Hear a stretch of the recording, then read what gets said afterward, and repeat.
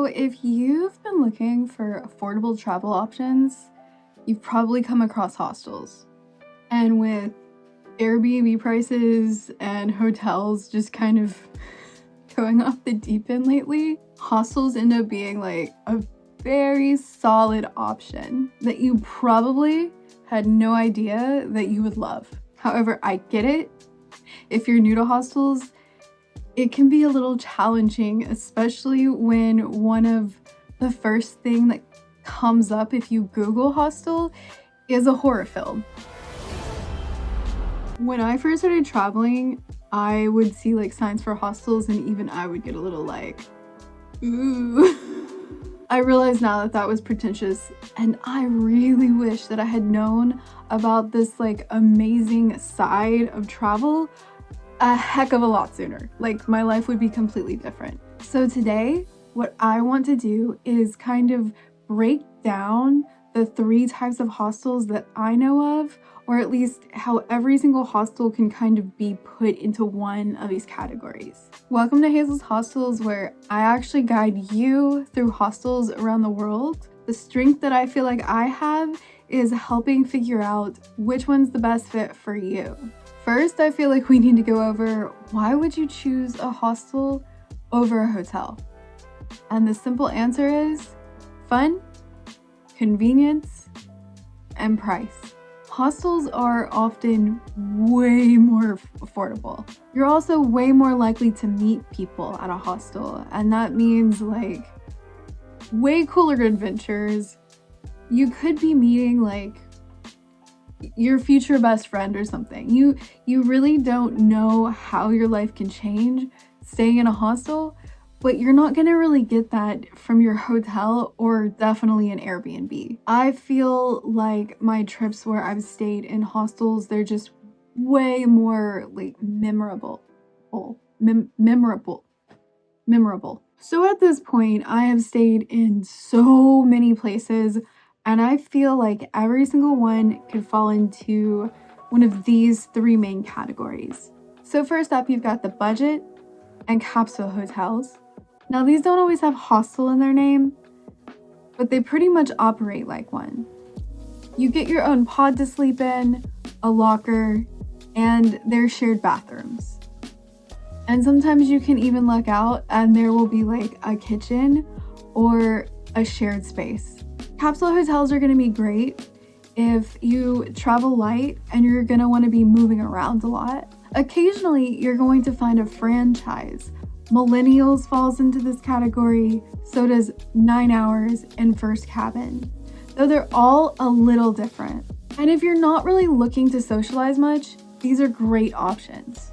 You're always going to find a 7-Eleven nearby, and the baths and showers are usually amazing in these. I still recommend checking out some of the individually owned capsule hotels. Sometimes you find some hidden gems with awesome beds or even onsens.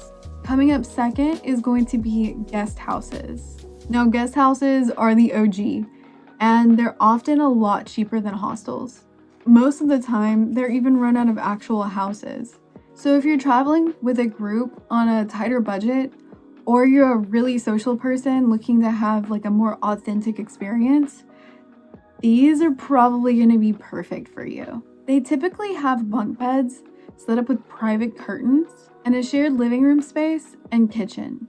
The restroom's not going to be as luxurious, but you'll get a really homey vibe. Like I said, guest houses are usually cheaper, but that's not always the case. They do tend to be higher rated though, and when you read through a lot of these reviews, you see people who often love these places because of the hosts and the like genuine comfort that they offer.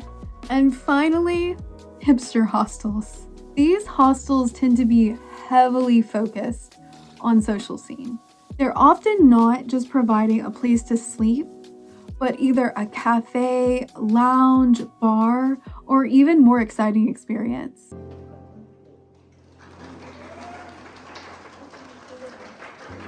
They create an environment for travelers to chill out in and sometimes even live, especially if you're like a digital nomad. Some people even refer to these as like digital nomad pads. And typically, this is going to be the most expensive option. They include amenities like workspaces, larger lounges, better internet, and sometimes cafes, bars, or restaurants. They usually don't have bunk beds, but instead they feature pods to give you more space and privacy. That said, a lot of normal hostels are starting to switch over, as bunk beds don't really provide enough privacy. Some of these hostels are very aesthetically pleasing, as they're often frequented by social media influencers who love to share their photos. So now that I've gone over each different type of hostel, let's talk about the pros and cons. And while I feel like I've stayed in a decent amount of hostels to make these kind of calls, if I miss over anything or you have your own opinions, please don't forget to leave them down below. I would love to hear from you. So capsule hotels are found all over the world. They are perfect for people who don't mind being in small, enclosed spaces. They're typically the cheapest option, but they don't come with any bells and whistles. As I mentioned, capsule hotels don't offer much of an atmosphere. They're just for sleeping, showering, and moving on. If you're looking for a bed and a place to freshen up, this is a solid option. The downsides is that these hotels usually only offer a small luggage storage, or they require you to leave your suitcase at the front of your bed. And while this is fine in some countries like Japan, it can be a concern in other places where theft is higher. It's always good to be aware of your surroundings, but packing light is pretty essential if you're planning on staying at capsule hotels. As for the restrooms, capsule hotels actually tend to have nicer facilities than hostels because they often maintain a hotel vibe. I found a few in Japan that even featured baths, which can feel almost like a spa. This is a pro for some people, but can be a con to others, especially if you're not comfortable with nudity around others. Now, this isn't a guarantee, but it is something to be aware of. Lastly, space can be an issue. If you require a lot of space for yourself or your belongings, a capsule hotel might not be ideal. And while some are a little larger than others, if you're around 6 foot or over, you might feel a little cramped.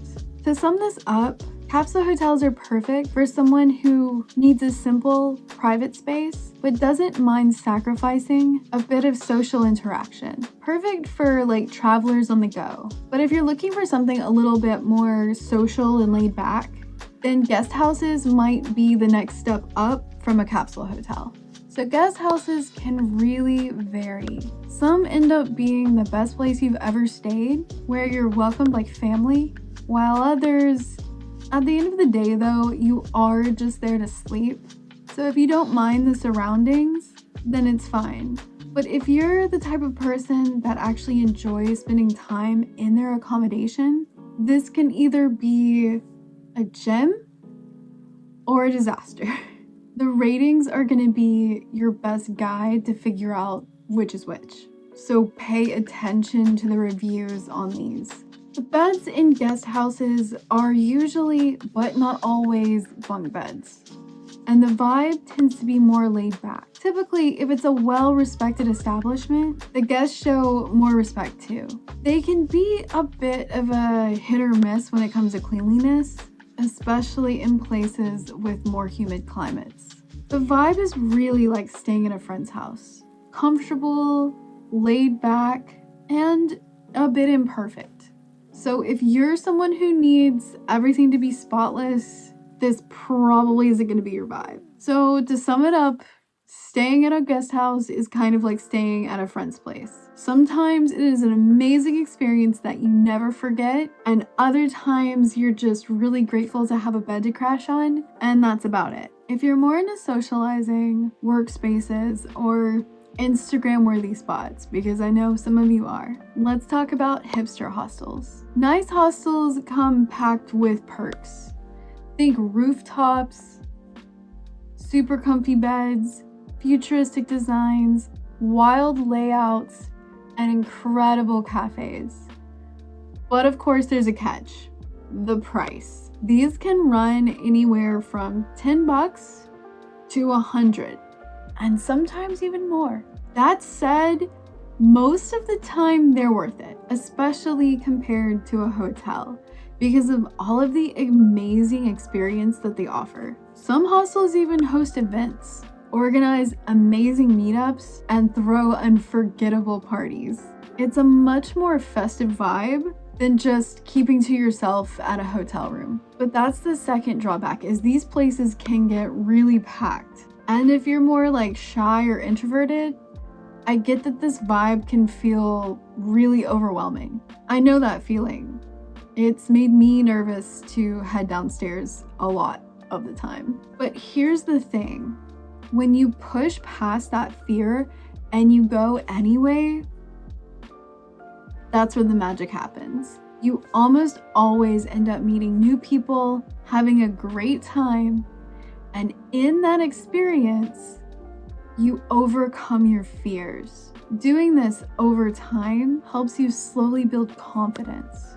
Overall, this is definitely my favorite type of hostel. And getting that sense of community when you're out in the world traveling, it's just really special. So I feel like you can't really go wrong with these. That said, I do recommend these more for people who plan to kind of stick around. You don't want to pay a higher price if you're not even going to be in the hostel. So to break this down, these hostels are jam-packed with awesome experiences, especially if you're social and like to hang out in the lobby.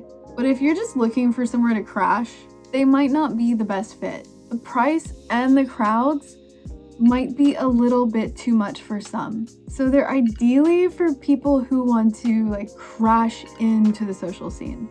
I really hope that this video has helped you understand hostels a little bit better.